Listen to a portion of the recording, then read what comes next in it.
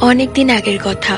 তখনকার সময় গ্রামে কোনো বিদ্যুতের ব্যবস্থা ছিল না, তাই সবাই রাত হলে হারিকেন বা কুপি ব্যবহার করত।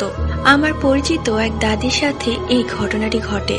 তার স্বামীর হাট থেকে বাড়ি ফিরতে বেশ রাত হয়ে যায়, প্রায় প্রায় এরকমটা হয়। তাই দাদি বাড়ির উঠোনে একটি হারিকেন জ্বালিয়ে বসেছিল তার স্বামীর অপেক্ষায়।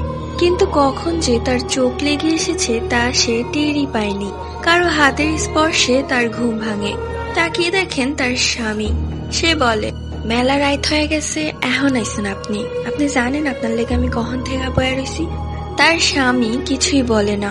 দাদি আবারও বলে, কি হয়েছে, কথা কন্যাকের লেখা, ঘরে চলেন, মেলা রাত হয়েছে। ঠিক তখনই তার স্বামী এক বিদঘুটে হাসি দিয়ে উল্টো পায়ে দৌড়িয়ে সেই তেঁতুল গাছের উঁচু ডালে উঠে হাসতে থাকে। এটা দেখে দাদি এক চিৎকার দেয় এবং সেখানেই সেন্সলেস হয়ে পড়ে যায়।